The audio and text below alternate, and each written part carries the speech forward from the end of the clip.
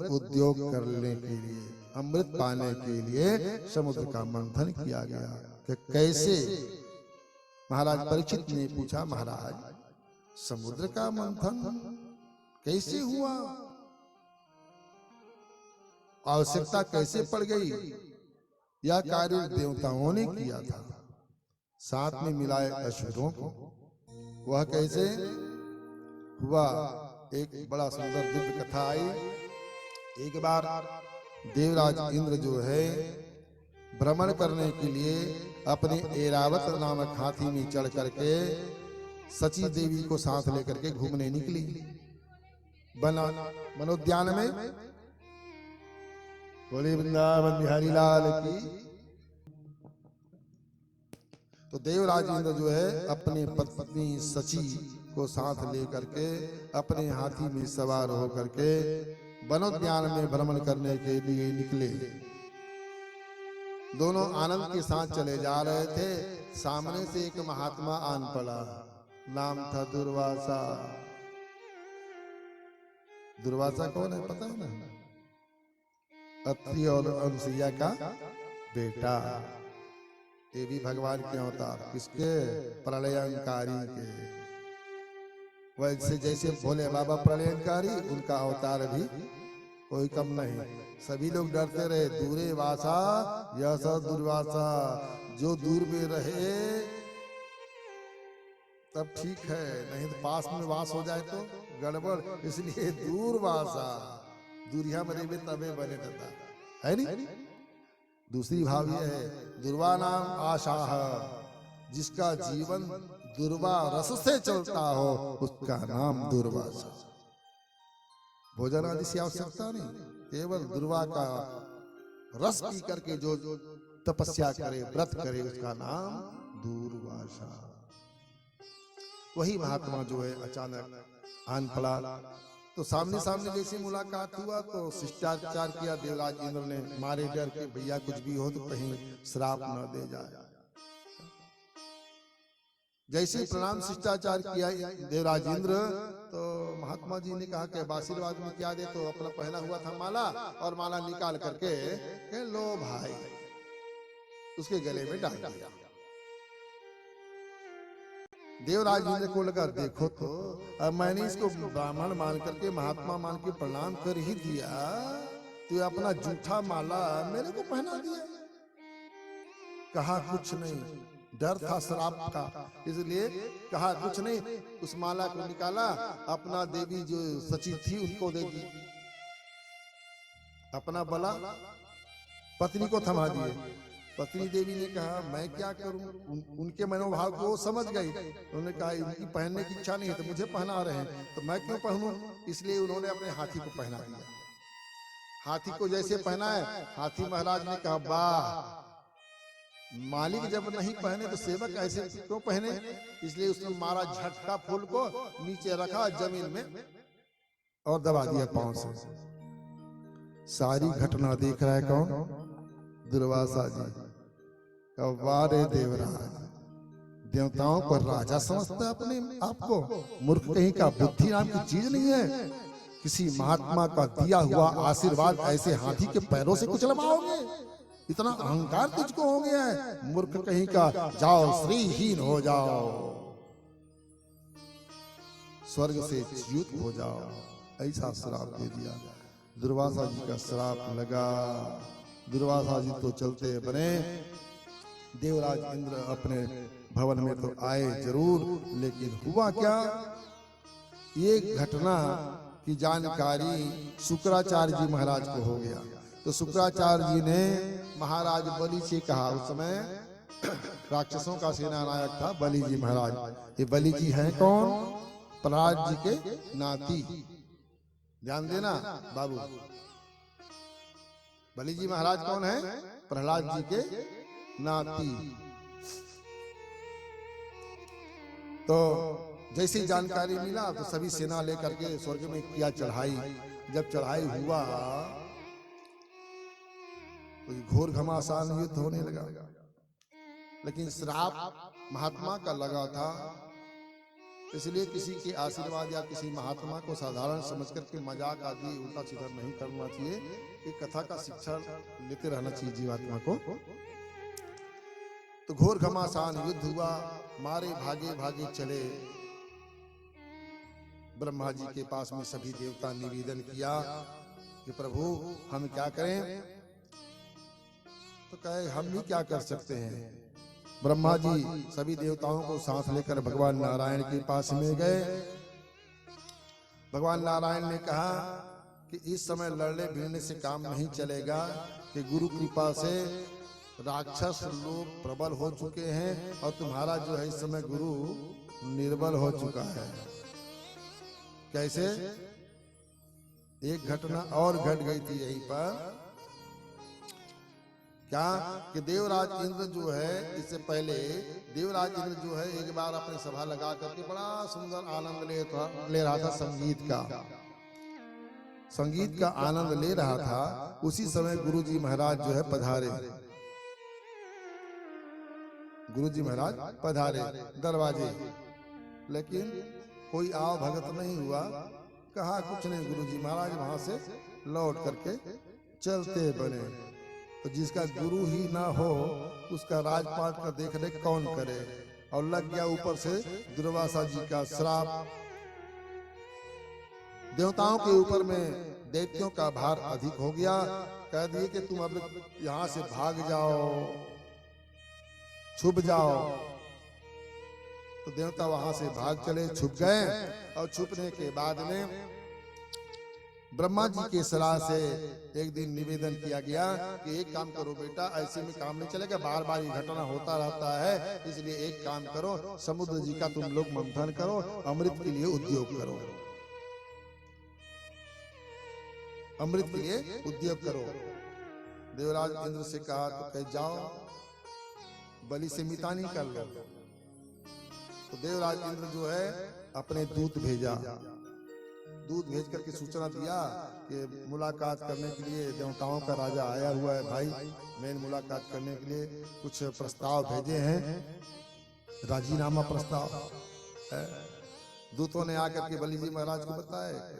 लेकिन अन्य राक्षस थे कि अरे अच्छा अवसर मिला है, मिल गया कि आज बांध लो, पकड़ लो, मार डालो। लगा नहीं नहीं नहीं, धर्म कहता है जो अपने शरण में आया हो उसका वध या परित्याग नहीं करना चाहिए। इसलिए कोई बात नहीं, सुन तो लो किस लिए आया है। बलि के कहने पर देवराज इंद्र का स्वागत किया गया। देवराज इंद्र ने कहा कि भाई अच्छी बात है, आखिरकार हम तो भाई भाई हैं, लड़ाई झगड़ा करना ये अच्छा बात नहीं है।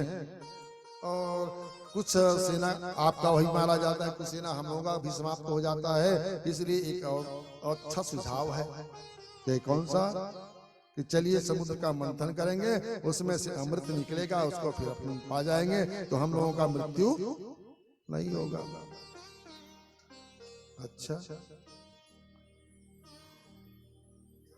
लेकिन समस्या है कि क्या इतना बड़ा सागर, उसको मथने के लिए उसी साइज में मथानी भी चाहिए तब ना है।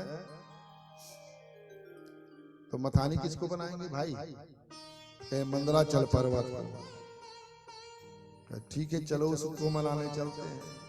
तो मंदराचल को मनाने के लिए सभी देवता और दानव जो चले, निवेदन किया, क्या तैयार तो हुआ।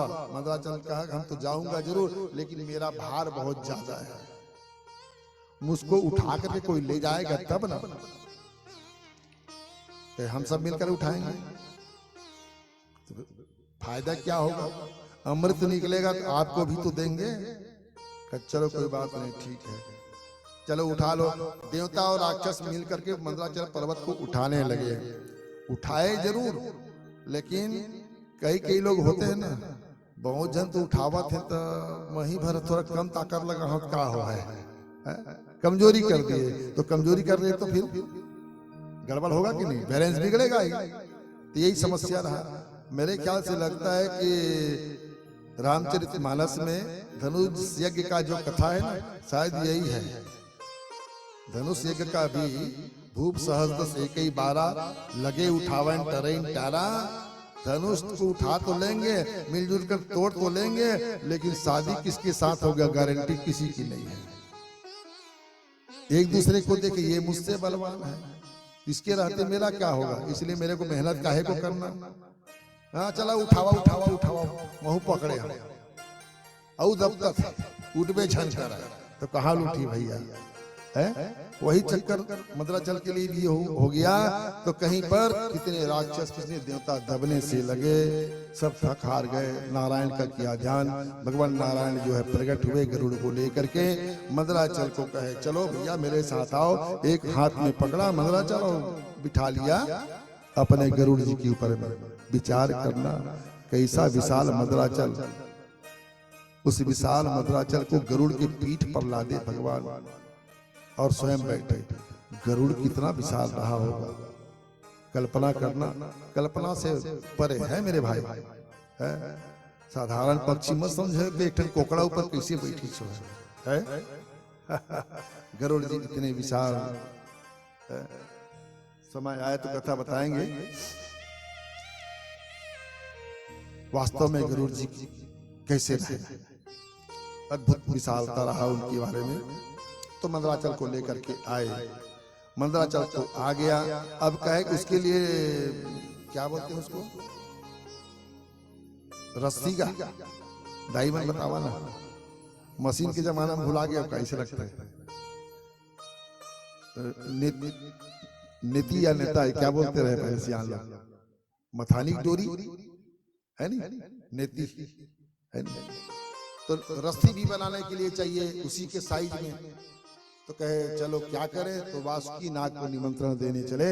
वासुकी नाग को लेकर के आए, उन्होंने भी स्वीकार किया। अंततः जो है समुद्र के बीच में रखा गया मंदराचल को। मंदराचल जैसे पानी के अंदर रखे तो नीचे जाने लगा, अथाह सागर की गहराई उसमें डूबने लगा। अब पकड़ने वाले पकड़े हैं, नीचे कोई सतह हो तब ना। ठहरने की जगह होनी चाहिए, ठहरने की जगह नहीं मिला, गर्त था उसी में जाने लगा। देवता लोग उन्होंने कहा कि प्रभु अब क्या करें, संभालिए संभालिए संभालिए। अरे ढंग से पकड़ोगे तब ना, कुछ पकड़े रहोगे तब काम चलेगा। महाराज ऐसे कब तक पकड़े रहेंगे, नीचे जाएगा तो जाता ही रह जाएगा। इतने में भगवान एक रूप बनाए, विशाल कच्छप का रूप बनाए, 1,00,000 योजन का चौकड़ा वाला। कितना, 1,00,000 योजन का चौकोर शरीर बना करके कछुए का रूप भगवान बना करके मंदराचल के नीचे में जा करके बैठ गया। अब रख लो, देखना कितना अवतार हो रहा है भगवान का। कच्छप अवतार हुए भगवान का एक। दूसरा अवतार भगवान का अजित नाम से हुआ, पकड़ने वाला। और तीसरा चौथा अवतार और आगे मिलेगा। बोले वृंदावन बिहारी लाल की। रख तोलिए, तैयार हो गया, नेति कस करके रेडी हो गया। अब मथने की बारी आई। भगवान ने कहा कि भाई जैसा मैं कहूंगा वैसा तुम लोग करना। किसने कहा, भगवान के अवतार स्वरूप अजित ने। अजित भगवान ने कहा कि मैं जैसा करूंगा वैसे तुम लोग करते जाना। देवताओं को बोले अनुकरण करना, बोलना कुछ मत, बोलोगे तो बिगड़ जाएगा। ठीक है महाराज। क्या देखो भाई, सब लोग तो मथेंगे, एक साइड में दानव हो जाएंगे, एक साइड में देवता लोग। लेकिन हम लोग देवता लोग बड़े हैं, पूजनीय हैं, इसलिए हम नाग के वासुकी के सिर भाग को पकड़ेंगे और पूछ भाग को तुम छोटे जात के हो इसलिए पूछ को पकड़ लेना। राजा बलि ने कहा वाह रे चतुरा, बड़े उच्च जाति वाले आए हो, है? ठीक है तो तुम लोग मत लो, हम चलते हैं। हम नीचे लोग क्या करेंगे, यहाँ रह करके जाने लगे। भगवान ने कहा अरे भाई मत जाओ मत जाओ, क्या बात है, कैसे करोगे? तुम लोग नीचे हो इसलिए पूछ को तुम लोग पकड़ो, बलि ने कहा है? हम लोग सिर को पकड़ेंगे, हम नीचे लोग। भगवान कहे कार्य सुधारना है भैया, तो चलो जैसा कहोगे वैसे ही करेंगे। पूछ को चलो पकड़ लिए। देवता लोग समझे भगवान का कथन यही है, नीच को कहीं सीधा रास्ता बताओगे तो मानने वाला नहीं है, उसके लिए थोड़ा उल्टा चाल बदल करके चल लो। भगवान का विचार था हम पूछ ही पकड़े, क्योंकि आगे सिर के भाग में संकट है। तो उल्टी भाषा बोले तो सीधे रास्ते में राक्षस लोग आ गए, सिर भाग पकड़ लिए, शुरू हो गया मथानी। अब मथना प्रारंभ हुआ, जब घर्षण हुआ, दर्द हुआ, तो बासुकीनाथ को फब्बारा फेंकने लगा जहर का, ज्वाला जहर का निकलने लगा। कितनों राक्षस जो है जल भून करके उसी स्थिति बड़ी गंभीर होती गई। मथते गए तो निकला एक तो नावासकी का जहर और ऊपर से मैला समुंदर का, वो सब बाहर निकला और दोनों मिलकर के इतना विकराल अग्नि का रूप धारण कर लिया कि चारों दिशाएं जो है जलने लगा। मथना हुआ बंद, सब चिल्लाने लगा, हाय हाय कैसे करें कैसे करें। उसी का नाम हुआ हलाहल विष।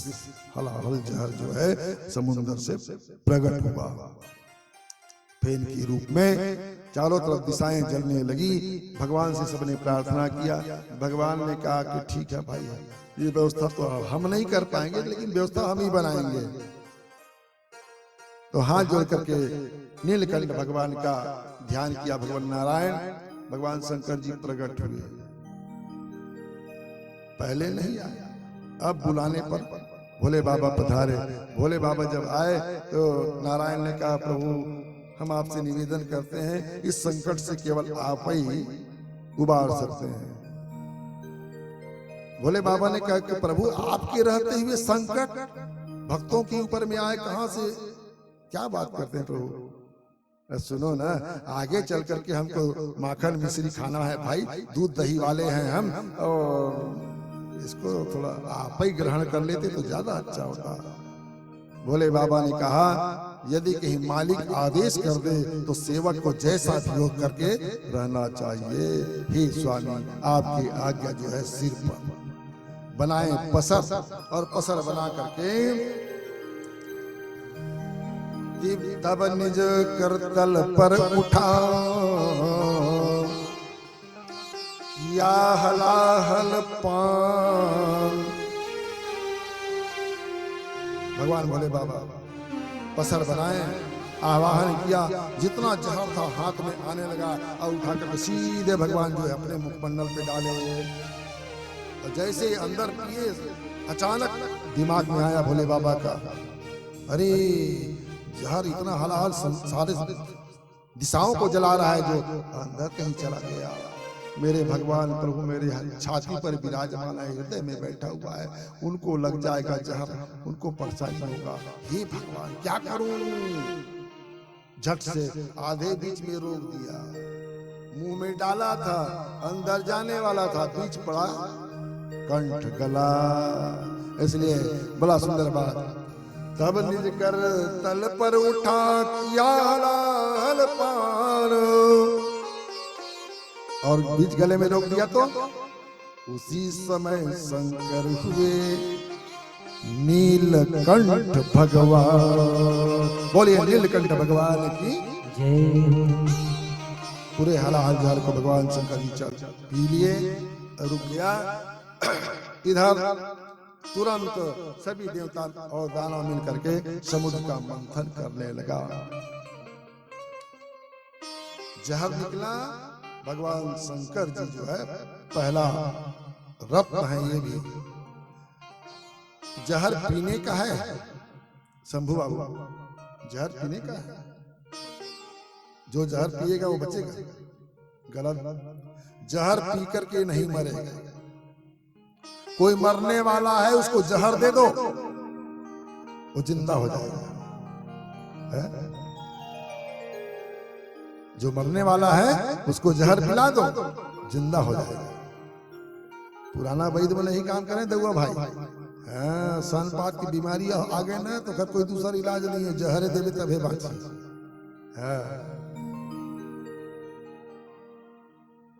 तो जहर जीवन दान देता है। आज भी जहर है, ये जान लेने वाला है, जो दुकान में मिलता है भैया, ये जहर काम की नहीं है। दूसरा मंथन करने पर एक गाय कामधेनु निकला। जैसे कामधेनु गाय निकले तो कहे कि इसको हम लोग क्या करेंगे, इसको साधु महात्माओं को दे दो, इसका घी दूध दही से अपना ये लोग पान करेंगे और यज्ञ हवन आदि करेंगे, इनको छोड़ महात्माओं को दे दिया गया। फिर मंथन चला, तीसरा रत्न निकला, एक बड़ा दिव्य सुंदर घोड़ा निकला, नाम था उच्चैःश्रवा। देखते ही राजा बलि ने कहा ये अच्छा चीज है, इसको मैं रखूंगा। भगवान ने कहा ठीक है भाई रख लो, विवाद नहीं करने का, प्रेम से रखते चले जाओ, लेकिन पारी पारी रखना भैया, एक ठौरी को एक अंगू बंटवाना हो गड़बड़ा जाए, है नहीं, इसलिए हिसाब से। उच्चैःश्रवा घोड़ा जो है महाराज बलि रख लिया। चौथा वस्तु निकला एक हाथी, नाम था ऐरावत। जब हाथी निकला इंद्र ने कहा मैं रख लूंगा, घोड़ा से भी दिव्य सुंदर। बलि को लगा कहाँ मैं अगुआ के ले पा रहे, हाथी लते पा गए, नानकन घोड़ा भला मैं पाए, लेकिन बोले नहीं सकी, पहली लगवा के बेचारा पोटाल डर रहा है, इसलिए शांत रहना पड़ा। ऐरावत हाथी देवराज इंद्र को मिल गया। पांचवा रत्न निकला एक चंद्रमा। चंद्रमा जो है उसमें भी सुधा रहता है, अमृत का वास रहता है, और कितनों भी गर्मी हो चंदा रात में खड़े हो जाओ तो शांति मिलती है। इसलिए कहा देखो भाई हलाहर जहर जो है पीने वाला भोले बाबा है, तो चंद्रमा को दे दो अपने सिर पे, ज्यादा गर्मी हो तो बर्फ अपन माथा में रख लो। भगवान भोलेनाथ के लिए कि बर्फ के रूप में चंद्रमा ही काम आए, उन्हीं को दे दिया जाए, इसलिए भगवान भोले बाबा जो है उस चंद्रमा को अपने सिर पर धारण कर लिया। छठवां समान फिर निकला, उसका नाम था मस्त मौला मध्यम मदिरा, शराब निकला। राजा बलि ने कहा ये तो बहुत गम भुलाने के लिए अच्छा है, इसको हम लोग रखेंगे। भगवान ने कहा रख लो भैया। मदिरा जो है उन्होंने रख लिया। सातवां नंबर में एक पेन निकला, कल्प वृक्ष। उन्होंने कहा कि ये तो देवताओं के पास में रहने योग्य रहे, इसलिए स्वर्ग में रखने के लिए देवराज इंद्र जो है उसको रख लिया। आठवीं वस्तु लक्ष्मी निकली, एक देवी दिव्य सुंदरी माँ लक्ष्मी भगवती। बोलिए लक्ष्मी माता की। मथना हो गया बंद, मथानी छूट गया, सब लोग देखने लगे लक्ष्मी मैया की ओर। विचार करिएगा लक्ष्मी को कौन छोड़ेगा जी, है कोई छोड़ने वाला है? सब लोगों ने कहा लक्ष्मी हमको मिल जाए, लक्ष्मी हमको मिल जाए। देवता तो शांत बैठे रहे, राक्षसों में होड़ लग गई। उसने कहा मैं रखूंगा, उसने कहा मैं रखूंगा, उसने कहा मैं रखूंगा। सब लोगों ने चाहा, सब सामने सामने आने लगे। अंत में फैसला हुआ देखो भाई ऐसा मत करो, जिसको ये देवी चाहे उसी का होगा, ये फैसला हुआ। राजा बलि ने कह दिया हल्ला मत करो, आगे आगे कोई मत आओ, उसी के हाथ में जयमाला दे दो, जिसके गले में डाल दे उसी का होगा। तो अपने अपने साथ समार में सभी दानव लोग लग गए, अपने अपने सुंदरता बढ़ाने लगे। देवता सब किनारे सिर झुकाए, एक किनारे बैठ गए, हमें लक्ष्मी नहीं चाहिए। राक्षस सामने सामने आए। भगवान नारायण समुद्र के किनारे बैठ गए, पानी की ओर देखता रहा, गोटी उठा उठा करके फेंकता रहा और लहरा देख रहे। दानव इधर व्यवस्था में लगे थे, श्रृंगार कर रहे थे अपने आप में। माँ भगवती जो है जयमाला लेकर चारों तरफ भ्रमण करने लगी। जैसी माला लेकर भ्रमण करना शुरू की और सामने में आना शुरू कर दिए राक्षस लोग, लेकिन किसी की ओर माँ भगवती ने देखा तक नहीं। और पीठ किए हुए भगवान नारायण बैठे हुए थे, पानी की ओर दृष्टिपात करते हुए उसी की ओर जा करके पीछे से उनके गला में माला डाल दिए। बोलिए लक्ष्मी नारायण भगवान की। अब सब बेचारे रुआंसू स्वर में कहने लगे अब क्या करोगे भाई, हमने तो कह दिया था कि स्वयंवर करेगी, जिसके इच्छा हो गले में डालेगी, उसी का हो जाए। अब हम क्या करें, लक्ष्मी जो है नारायण के गले में डाल दी तो स्वाभाविक बात है। हम लोग सभी क्या कहते हैं, क्या कहते हैं, जय लक्ष्मी माता। अब उससे कोई शादी करना चाहे तो, पत्नी कोई बनाना चाहे तो अच्छा है। आज बहुत सारे मिलेंगे, लक्ष्मीपति बहुत हैं आजकल, है कि नहीं? करोड़पति, अरबपति, खरबपति है, माने कहते हैं बड़ी लक्ष्मीवान है भाई। बारे माँ को कहीं कोई पत्नी बनाना शुरू कर दे तो समझ लो उसका क्या है, बेड़ा पार। हम सब सेवक हैं। एक बात मानिएगा, सभी लोग जानते होंगे माँ भगवती लक्ष्मी की सवारी क्या है। रघुआ भाई नहीं बता सका। लक्ष्मी मैया किसके ऊपर बैठती है भाई? जजमान बतावा थे, उल्लू है ना भाई। लक्ष्मी जिसके ऊपर बैठे उसका नाम उल्लू। अब करोड़पति अरबपति के ऊपर वो बैठे हवे माँ लक्ष्मी है तो कैसना रही भैया हो। बोले वृंदावन बिहारी लाल की। इसलिए सावधान, सिर चढ़ाने की नहीं, कभी भी सिर में चढ़ करके ना बोले। सेवक बन के रहोगे, माँ भगवती सहायता करेगी। इस प्रकार से लक्ष्मी जो है ब्याही गई भगवान नारायण के साथ में। नौहा रत्न निकला, अप्सराएं देवताओं ने उनको ग्रहण किया। अप्सराओं को उन्होंने कह दिया कि नाच रंग जो है वहां पर आनंद लेंगे। 10वां रत्न निकला, एक सुंदर दिव्य मणि भगवान नारायण को दिया गया, नाम था कौस्तुभ मणि। 11वां रत्न निकला, धनुष भगवान शंकर को ही दिया गया। 12वां रत्न निकला एक शंख, वो भी भगवान नारायण के हाथों में आज भी विराजमान है। 13वां और 14वां रत्न जो है एक साथ निकला, भगवान धन्वंतरी का, और साथ में घड़ा लेकर के भगवान जब प्रकट हुए, अमृत जो है प्रकट हुआ। जैसे ही बाहर आए घड़ा लेकर धन्वंतरी भगवान, दोनों रत्न तो निकले लेकिन धन्वंतरी को किसी ने छुआ नहीं, फट से पकड़े अमृत को, घड़ा को। किसने? राजा बलि ने। और शुरू हो गया छीना झपटी। वो कहे मैं पहले, उसने कहा मैं पहले। लड़ाई झगड़ा, चीज अच्छी है, विवाद शुरू। अच्छी चीज में विवाद शुरू। इससे पहले शराब भी निकला ना, किसी ने लड़ाई किया जी?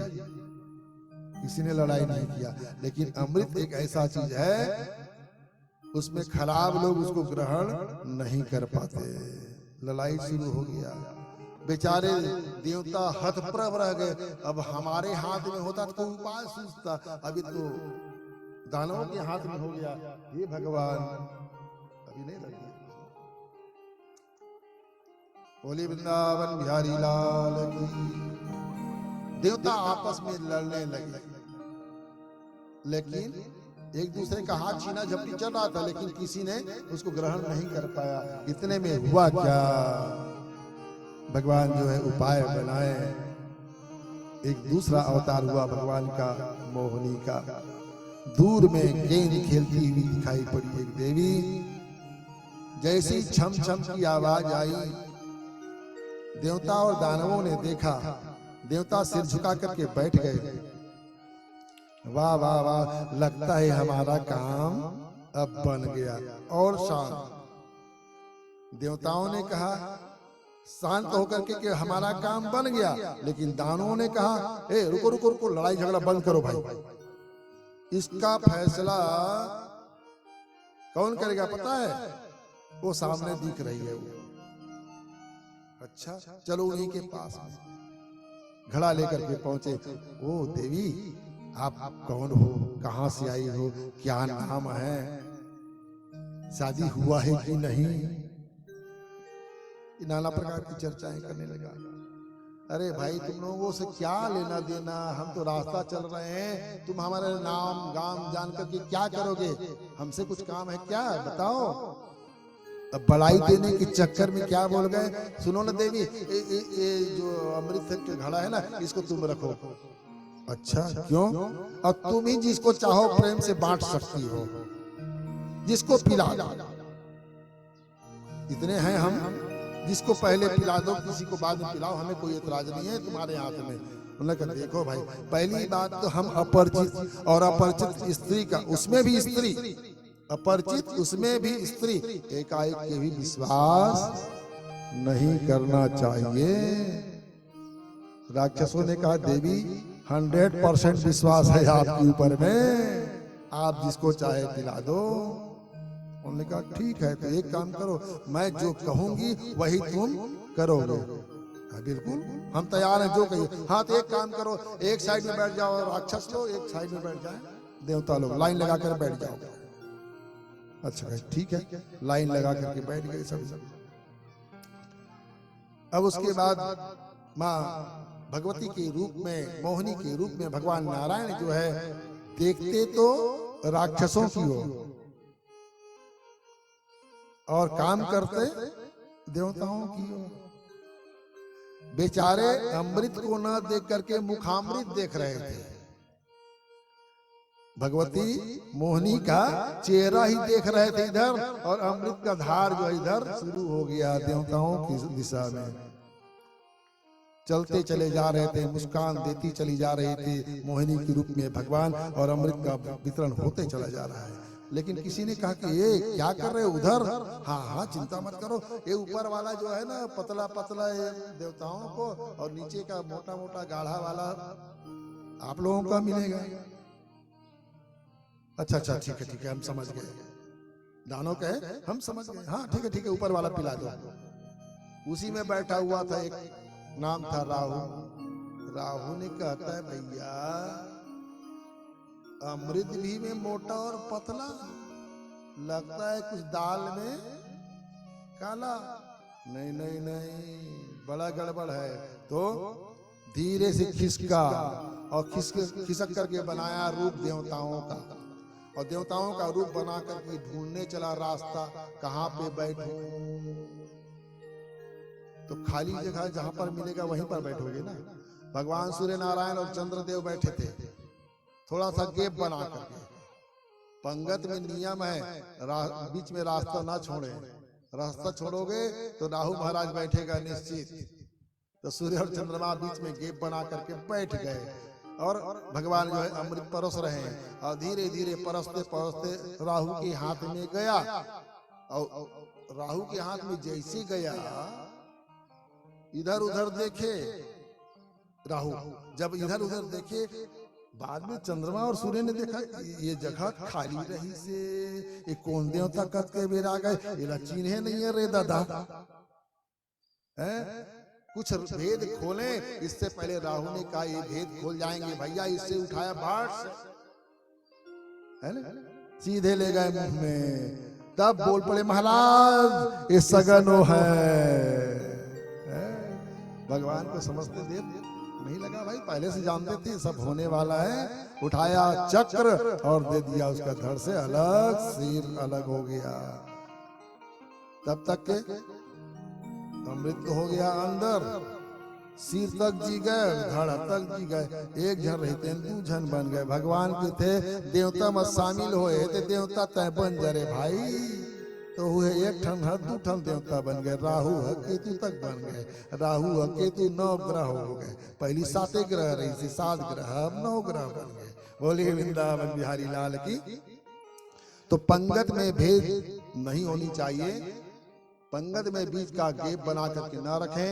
पंगत का विधान है, पंगत सियान मन समझिए, आजकल की भाषा वाले मन का समझिए न राम सिंह भैया। अब आज तो बाँचे खोचे माऊ एक ठन समस्या आ गए, बैला भैंसा वाले जूता चप्पल उतारे काम नहीं, गोड़ हाथ धोए काम नहीं, खड़े खड़े एक हाथ में धरे एक हाथ में खाए, दोनों हाथ जूठा के जूठा, हाथ जूठा मुंह जूठा। ओहुल धोए की जरूरत नहीं, रुमाल में पहुंच ले जे मन धर ले। ये काम कौन करते हैं? कोटनम खवन हम कोटनम जिन खाए थे ना हाथ गोड़ धो करते है ना? अभी यहाँ की बात नहीं है, यहाँ चला तेरा शायद ठीक ठाक वाले का बोली वृंदावन बिहारी लाल की। तो ये है परंपरा। इस प्रकार से जैसे ही भेद की पता चली, देवताओं के ऊपर में आक्रमण कर दिया। राक्षसों ने हमसे भेद किया गया, कपट किया गया, घोर घमासान युद्ध हुआ। उस युद्ध में महाराज बलि मारे गए। स्वर्ग में आधिपत्य हो गया देवराज इंद्र का। जैसे ही महाराज बलि मारा गया, उनका एक नितान था, नाम था नमूची। नमूची जो है स्वर्ग में चढ़ाई किया लड़ाई करने के लिए। घोर घमासान युद्ध तो हुआ, लेकिन देवराज इंद्र जो है उसको मार नहीं पाए। आकाशवाणी हुई, देवराज यह नमूची मरने वाला नहीं है। कैसे नहीं मरेगा? हाँ मरेगा जरूर, इसके लिए उपाय करना होगा। ना तो ये गीला से मर सकता, ना सूखा से। तो उपाय करोगे तब मरेगा। तो समुद्र के पास में गए, उसका गाजा उठाए, अपने वज्र में लगाए, तब मारे, तब नमूची की मृत्यु हो गई। गीला और सूखा दोनों मिझरा हो गए, मिलावट में जाकर के उस नमूची की मृत्यु हो गई। बोले वृंदावन बिहारी लाल की। अब इधर राज्य जो है वहां विराजमान हो गया देवराज इंद्र का। इधर शुक्राचार्य जी महाराज अपने संजीवनी मंत्र के माध्यम से महाराज बलि को जीवित किया। सुखदेव स्वामी ने आगे कथा बताए कि एक घटना जिस समय घटी समुद्र मंथन का, भगवान नारायण का मोहिनी रूप का एक समय ऐसा संयोग बना, भगवान भोले बाबा ने सुना। जहर पान करने के बाद में अपने चले गए थे कैलाश।